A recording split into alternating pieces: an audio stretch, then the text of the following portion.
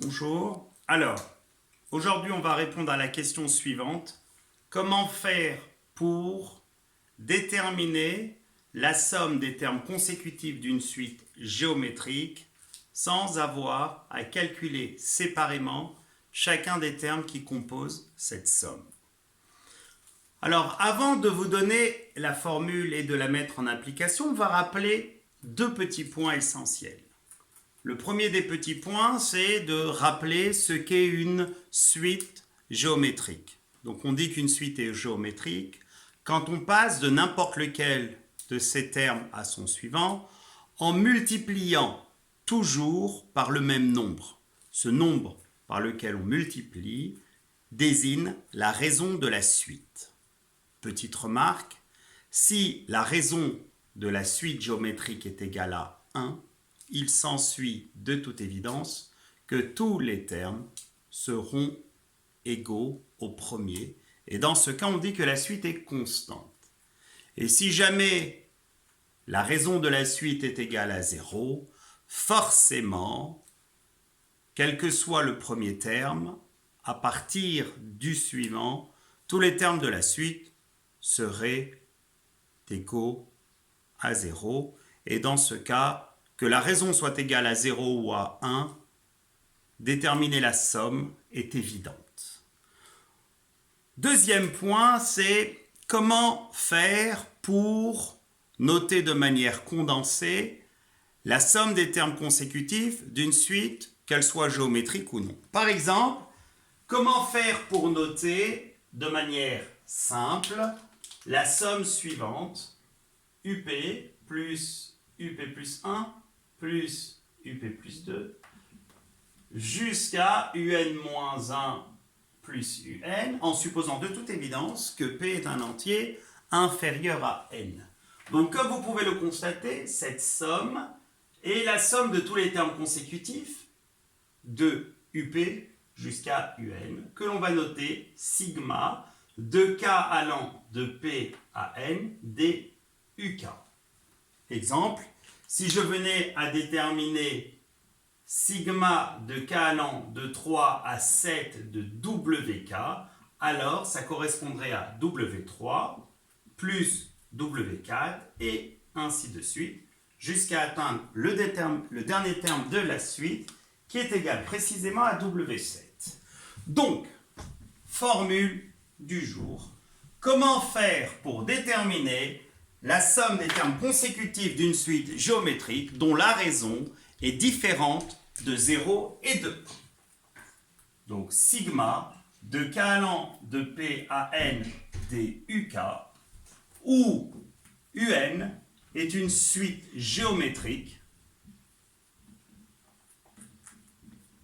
de raison Q, où Q est différent de 0 et Q est différent de 1. Alors pour déterminer cette somme, je vais vous donner un moyen mnémotechnique qui m'a été donné à l'époque, il fut un temps, par un professeur, mon professeur que j'avais en terminale, qui nous avait dit que pour retenir la formule donnant cette somme, il suffisait de souvenir de premier terme qu'il y a. Donc je vous le note.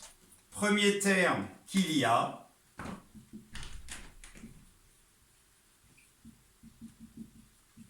moins premier terme qu'il n'y a pas, le tout divisé par 1 moins la raison.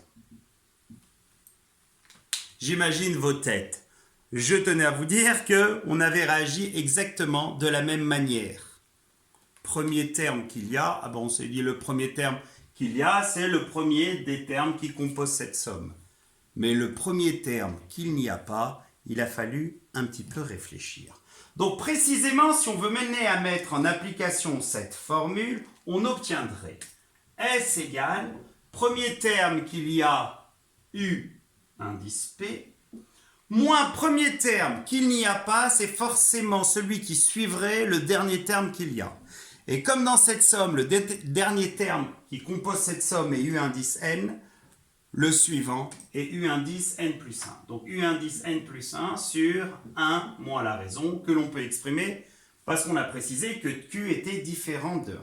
Alors si on venait à mettre en application cette formule, ne serait-ce pour déterminer, dans le cas où UN est géométrique, on va supposer ici que UN est géométrique de raison Q égale à 3 et qu'on vous demande de déterminer sigma de K allant de 5 à 13 des U indice K. Du tac au tac, on ressort de sa tête la formule, plus précisément le moyen de mnémotechnique.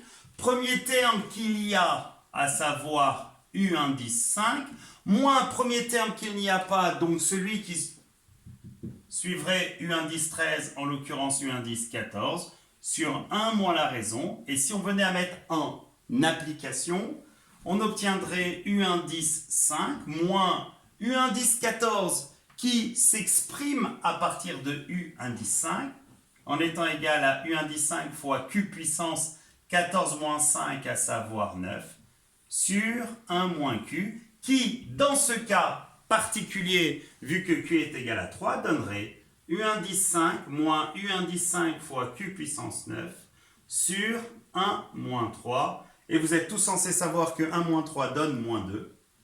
Il va donc rester U indice 5 fois Q puissance 9 sur moins 2. Et on aurait pu éventuellement mettre U indice 5 en facteur. Alors, on va mettre en application de manière concrète cette formule en prenant un exemple. Alors, on suppose qu'en janvier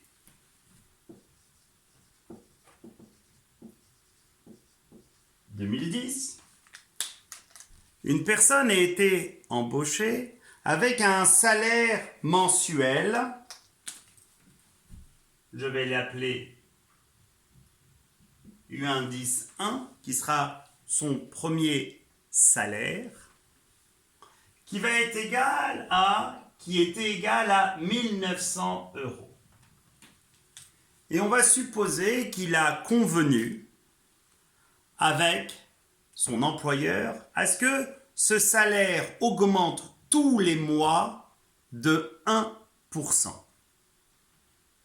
La question que je vais vous poser est précisément celle-ci, c'est de janvier 2010 jusqu'à précisément décembre 2015, combien cette personne a-t-elle gagné au total?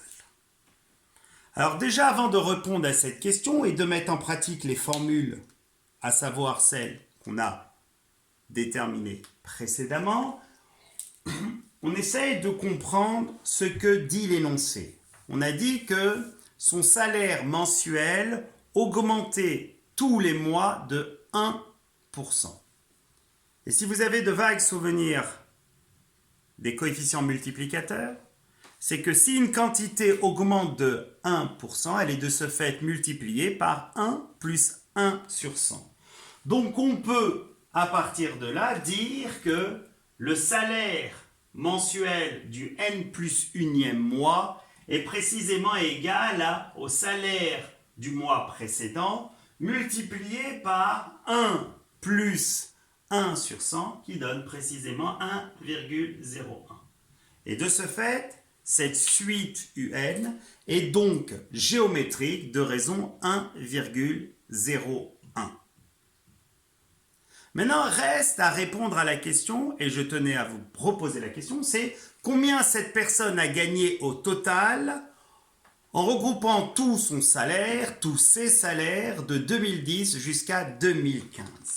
Alors la question que l'on se pose, c'est 2010 à 2015, à quelle somme vont correspondre tous ces salaires? Alors, le premier salaire, à savoir U1, correspond à celui de janvier 2010, qui va s'arrêter jusqu'à U12, qui va correspondre au salaire de décembre 2010, et ainsi de suite. Vous avez bien compris qu'à cela, on va rajouter U13, celui qui va correspondre à janvier 2011, jusqu'à U25,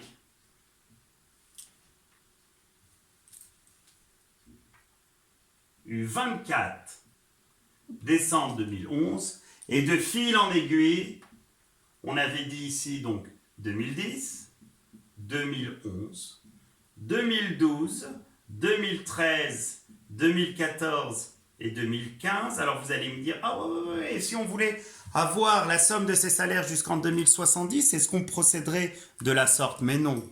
Là, je mets tous les détails. Donc, vous obtiendrez de toute évidence que le dernier salaire correspondrait à U indice combien? Eh bien, c'est facile à savoir parce qu'entre 2010 et 2015,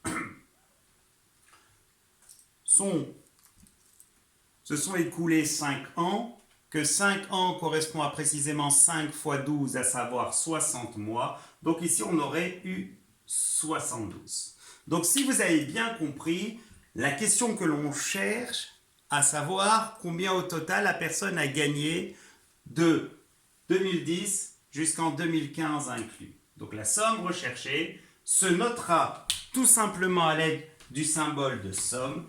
Sigma de k allant de 1 jusqu'à 72. Donc ce qu'on cherche, c'est 6 sommes de k allant de 1 à 72 des U indice k. Comme la suite en question est géométrique de raisons différentes de 0 et de 1, on ressort la formule.